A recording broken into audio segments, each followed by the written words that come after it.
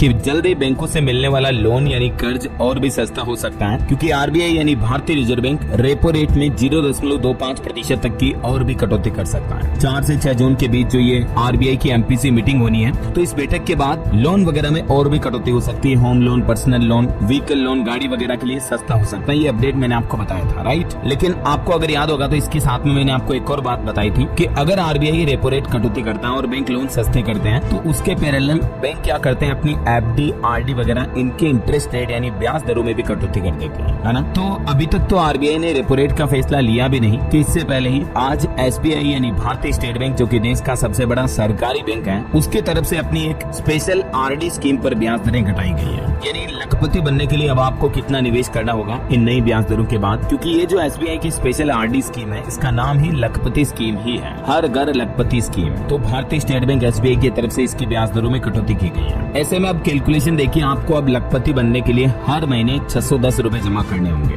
जी हाँ, कितने साल तक कितनी बड़ी अमाउंट होने के बाद आप अच्छे ब्याज से लखपति बन सकते हो एसबीआई भारतीय स्टेट बैंक की स्कीम के जरिए। आइए देखते हैं पूरी गणित कैलकुलेशन आपको समझाता हूँ। तो भारतीय स्टेट बैंक एसबीआई ने हर घर लखपति स्कीम में आज ब्याज दरों में 0.20% तक की कटौती की है, ठीक है। तो इस कटौती के बाद अब इस योजना में सामान्य नागरिकों को अधिकतम 6.65%, जबकि वरिष्ठ नागरिकों को यानी सीनियर सिटीजन को 7.05% सालाना ब्याज मिलेगा। तो जैसा कि आप समझ गए होंगे, हर घर लखपति योजना एक एफडी नहीं बल्कि आरडी स्कीम है। एफडी का मतलब तो होता है दोस्तों फिक्स डिपॉजिट, आरडी का मतलब होता है रिकरिंग डिपॉजिट। जैसा कि नाम से आप समझ पा रहे होंगे, फिक्स डिपॉजिट में आप अपना पैसा एक साथ बैंक में जमा कर देते हो, जैसे 5 लाख 2 लाख की एफडी कर रहे हो, जो भी है। लेकिन रिकरिंग डिपॉजिट का मतलब होता है आप किस्तों में बैंक में पैसा जमा करते हो, जैसे 1000 रुपए हर महीने आरडी कर दी, 2-2000, 5-5000, जितना भी आप अपने फाइनेंशियल्स को एडजस्ट करते हो उस हिसाब से।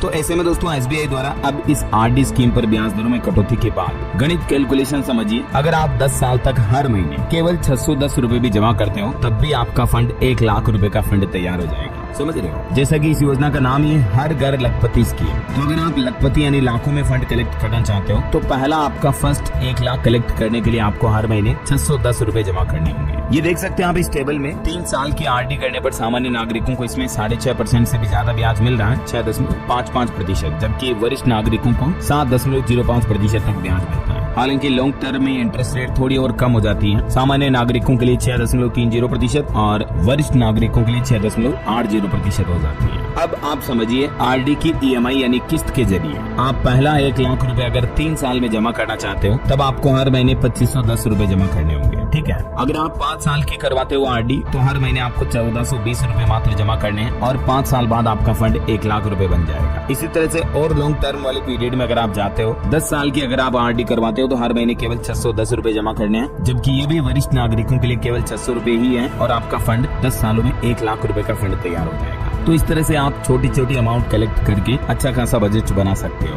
वो कहावत है ना कि बूंद बूंद से घड़ा भरता है, तो वैसे ही आरडी स्कीम चाहे आप जरूरी नहीं कि एसबीआई की लखपति स्कीम में लगाओ, कोई भी बैंक की किसी भी रेपुटेड बैंक में लगाना। हालांकि ये आपको बताना चाहूंगा, किसी भी आरडी स्कीम में पैसा लगाते हो ना, तो एक बार उसकी पूरी गणित कैलकुलेशन समझ दिया करो। चाहे कोई बैंक का एजेंट है या कोई भी किसी की भी जरिए आप आरडी स्कीम योजना में निवेश कर रहे हो, तो उनसे पूरा मैथ्स समझ लो एक बार। अच्छा, एलिजिबिलिटी क्राइटेरिया क्या है, कौन व्यक्ति इसमें निवेश कर सकता है? तो कोई भी भारतीय नागरिक हो, चाहे आपका अकेले या ज्वाइंट अकाउंट है एसबीआई में, तो भी आप इसमें इन्वेस्टमेंट कर सकते हो। माता पिता जो है वो अपने बच्चे के 10 साल से ज्यादा उम्र का होने पर अभिभावक के साथ खाता खोल करके बच्चे के नाम पर भी आरडी योजना शुरू कर सकते हैं, और 10 साल से कम उम्र के बच्चों के लिए भी माता पिता या कानूनी अभिभावक के साथ एक ज्वाइंट अकाउंट खोला जा सकता है। तो काफी फ्लेक्सिबल योजना है। अच्छा, आरडी से कमाए हुए ब्याज पर टैक्स का क्या कैलकुलेशन होता है, ये भी समझ लीजिए, क्योंकि ये भी बहुत इंपॉर्टेंट है। तो अगर आप रिकरिंग डिपॉजिट करवाते हो और उससे होने वाली ब्याज की आय 40,000 रुपए, जो कि सीनियर सिटीजन के मामलों में 50,000 रुपए तक है, तब तो आपको इस पर कोई टैक्स नहीं देना होगा। इससे ज्यादा आय होने पर 10% टीडीएस काटा जाता है। ऐसे में अगर आप टैक्स के दायरे में नहीं आ रहे, तो आपको फॉर्म 15H या 15G भरना होगा। अगर आपकी आरडी से सालाना ब्याज की इनकम 40,000 रुपए या 50,000 रुपए से ज्यादा है, लेकिन आपकी कुल सालाना आय जो है ना, उसमें ब्याज की आय भी मिलाकर अगर आप इनकम टैक्स स्लैब के क्राइटेरिया तक नहीं पहुंचते हो जिसमें आपको टैक्स भरना है, तो फिर बैंक आपसे टीडीएस भी नहीं काटता है आरडी एफडी के ब्याज का, ठीक है ना। तो ये कुछ सामान्य रूल्स हैं। आप इनकम टैक्स पोर्टल पर इन नियमों के बारे में और जानकारी चेक कर सकते हैं। बाकी बेसिक आईटीआर रूल्स के बारे में आपको बैंक का बंदा भी बता देगा, जिसके जरिए आप ये आरडी वगैरह स्कीम अकाउंट ओपन कर रहे हो, ठीक है ना। तो उम्मीद है दोस्तों एसबीआई न्यूज अपडेट आपको जरूर जानने मिला होगा। आप कौन से राज्य में रहते हैं मुझे नीचे कमेंट करके बताइए।